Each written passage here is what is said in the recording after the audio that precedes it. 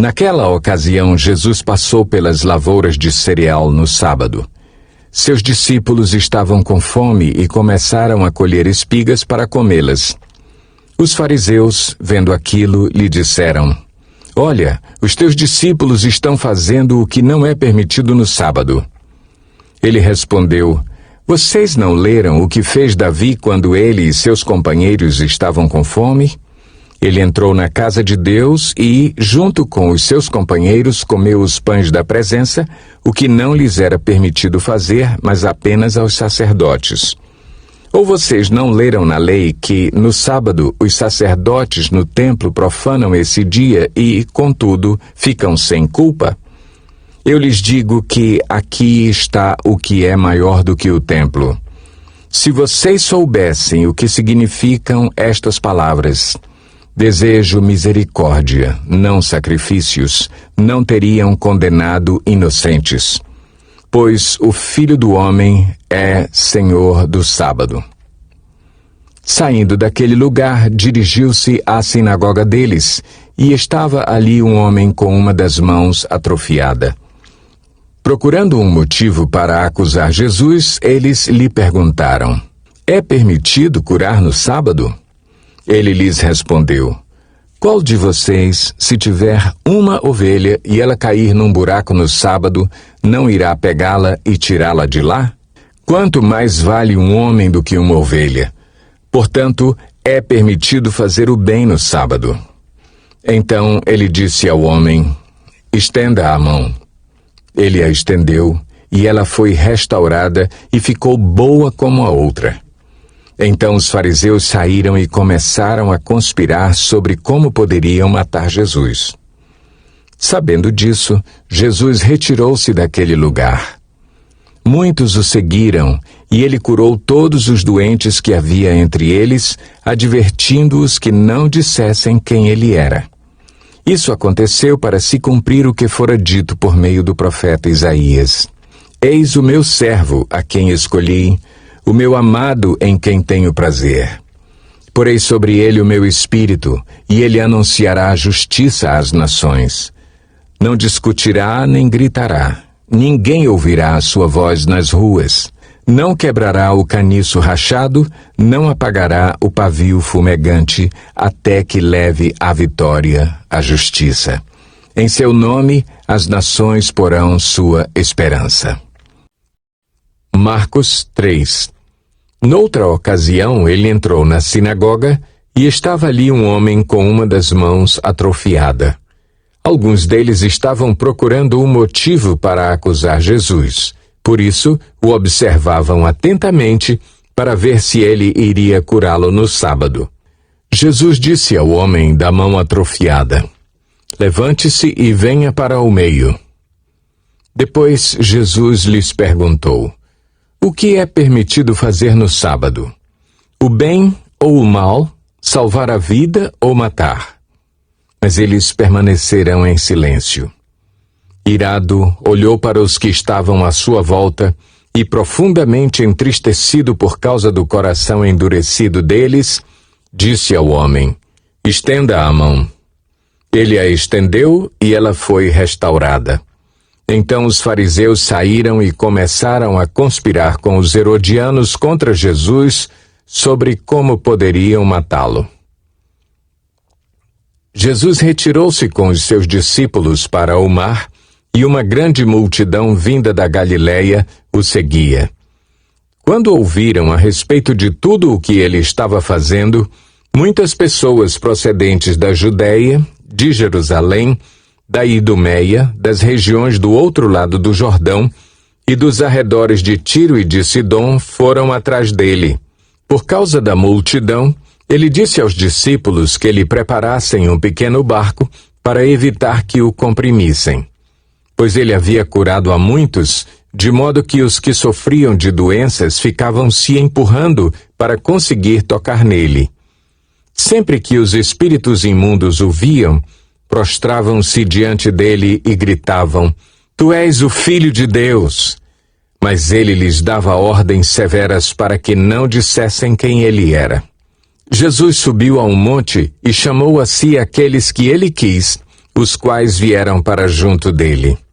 Escolheu 12, designando-os apóstolos, para que estivessem com ele, os enviasse a pregar e tivessem autoridade para expulsar demônios. Estes são os 12 que ele escolheu: Simão, a quem deu o nome de Pedro, Tiago, filho de Zebedeu, e João, seu irmão, aos quais deu o nome de Boanerges, que significa filhos do trovão, André, Filipe, Bartolomeu, Mateus, Tomé, Tiago, filho de Alfeu, Tadeu, Simão, o Zelote, e Judas Iscariotes, que o traiu. Então Jesus entrou numa casa e novamente reuniu-se ali uma multidão, de modo que ele e os seus discípulos não conseguiam nem comer. Quando seus familiares ouviram falar disso, saíram para trazê-lo à força, pois diziam: ele está fora de si. E os mestres da lei que haviam descido de Jerusalém diziam: ele está com Belzebu, pelo príncipe dos demônios é que ele expulsa demônios. Então Jesus os chamou e lhes falou por parábolas: como pode Satanás expulsar Satanás? Se um reino estiver dividido contra si mesmo, não poderá subsistir. Se uma casa estiver dividida contra si mesma, também não poderá subsistir. E se Satanás se opuser a si mesmo e estiver dividido, não poderá subsistir. Chegou o seu fim. De fato, ninguém pode entrar na casa do homem forte e levar dali os seus bens sem que antes o amarre. Só então poderá roubar a casa dele. Eu lhes asseguro que todos os pecados e blasfêmias dos homens lhes serão perdoados, mas quem blasfemar contra o Espírito Santo nunca terá perdão. É culpado de pecado eterno. Jesus falou isso porque eles estavam dizendo: ele está com um espírito imundo. Então chegaram a mãe e os irmãos de Jesus. Ficando do lado de fora, mandaram alguém chamá-lo. Havia muita gente assentada ao seu redor e lhe disseram: tua mãe e teus irmãos estão lá fora e te procuram.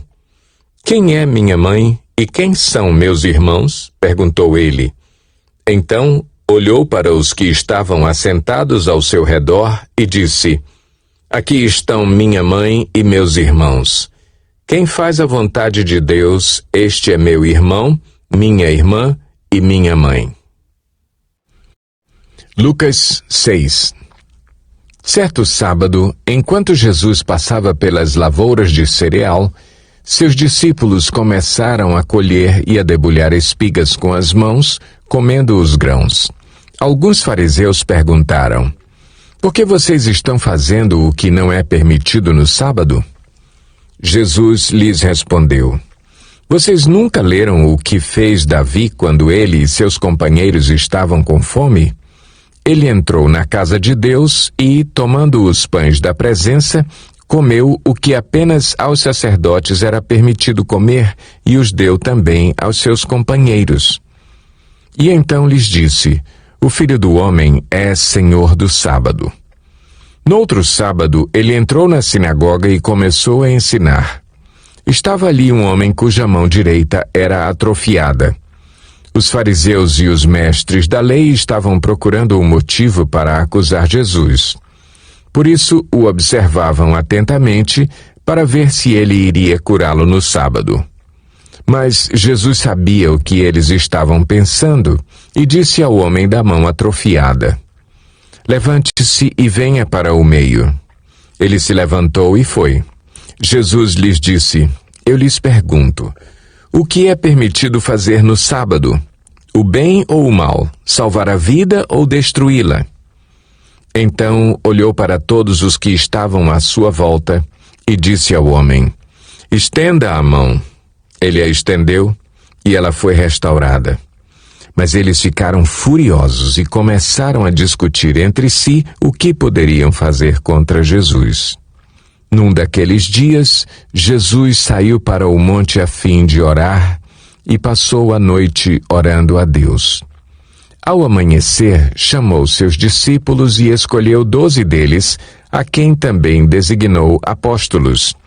Simão, a quem deu o nome de Pedro, seu irmão André, Tiago, João, Filipe, Bartolomeu, Mateus, Tomé, Tiago, filho de Alfeu, Simão, chamado Zelote, Judas, filho de Tiago, e Judas Iscariotes, que veio a ser o traidor. Jesus desceu com eles e parou num lugar plano. Estavam ali muitos dos seus discípulos e uma imensa multidão procedente de toda a Judéia, de Jerusalém e do litoral de Tiro e de Sidom, que vieram para ouvi-lo e serem curados de suas doenças. Os que eram perturbados por espíritos imundos ficaram curados, e todos procuravam tocar nele, porque dele saía poder que curava todos. Olhando para os seus discípulos, ele disse: Bem-aventurados vocês, os pobres, pois a vocês pertence o reino de Deus. Bem-aventurados vocês que agora têm fome, pois serão satisfeitos. Bem-aventurados vocês que agora choram, pois haverão de rir. Bem-aventurados serão vocês quando os odiarem, expulsarem e insultarem e eliminarem o nome de vocês como sendo mal por causa do Filho do Homem. Regozijem-se nesse dia e saltem de alegria, porque grande é a sua recompensa no céu. Pois assim os antepassados deles trataram os profetas. Mas ai de vocês, os ricos, pois já receberam sua consolação. Ai de vocês que agora têm fartura, porque passarão fome. Ai de vocês que agora riem, pois haverão de se lamentar e chorar. Ai de vocês quando todos falarem bem de vocês, pois assim os antepassados deles trataram os falsos profetas. Mas eu digo a vocês que estão me ouvindo: amem os seus inimigos, façam o bem aos que os odeiam, abençoem os que os amaldiçoam, orem por aqueles que os maltratam. Se alguém lhe bater numa face, ofereça-lhe também a outra.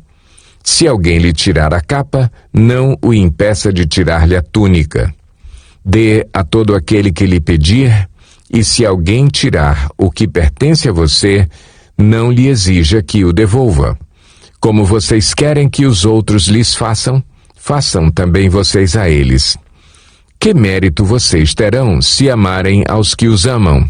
Até os pecadores amam aos que os amam.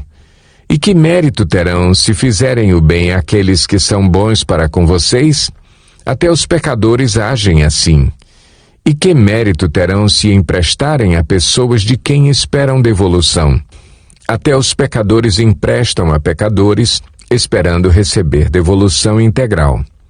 Amem, porém, os seus inimigos, façam-lhes o bem e emprestem a eles sem esperar receber nada de volta. Então, a recompensa que terão será grande e vocês serão filhos do Altíssimo, porque Ele é bondoso para com os ingratos e maus. Sejam misericordiosos, assim como o Pai de vocês é misericordioso. Não julguem, e vocês não serão julgados. Não condenem, e não serão condenados. Perdoem, e serão perdoados. Deem, e lhes será dado. Uma boa medida, calcada, sacudida e transbordante será dada a vocês. Pois a medida que usarem também será usada para medir vocês. Jesus fez também a seguinte comparação: pode um cego guiar outro cego? Não cairão os dois no buraco? O discípulo não está acima do seu mestre, mas todo aquele que for bem preparado será como o seu mestre. Por que você repara no cisco que está no olho do seu irmão e não se dá conta da viga que está em seu próprio olho? Como você pode dizer ao seu irmão: irmão, deixe-me tirar o cisco do seu olho, se você mesmo não consegue ver a viga que está em seu próprio olho? Hipócrita! Tire primeiro a viga do seu olho, e então você verá claramente para tirar o cisco do olho do seu irmão. Nenhuma árvore boa dá fruto ruim, nenhuma árvore ruim dá fruto bom. Toda árvore é reconhecida por seus frutos. Ninguém colhe figos de espinheiros, nem uvas de ervas daninhas. O homem bom tira coisas boas do bom tesouro que está em seu coração, e o homem mau tira coisas más do mal que está em seu coração, porque a sua boca fala do que está cheio o coração. Porque vocês me chamam Senhor, Senhor, e não fazem o que eu digo? Eu lhes mostrarei com quem se compara aquele que vem a mim, ouve as minhas palavras e as pratica. É como um homem que, ao construir uma casa, cavou fundo e colocou os alicerces na rocha. Quando veio a inundação, a torrente deu contra aquela casa, mas não a conseguiu abalar, porque estava bem construída. Mas aquele que ouve as minhas palavras e não as pratica, é como um homem que construiu uma casa sobre o chão, sem alicerces. No momento em que a torrente deu contra aquela casa, ela caiu e a sua destruição foi completa.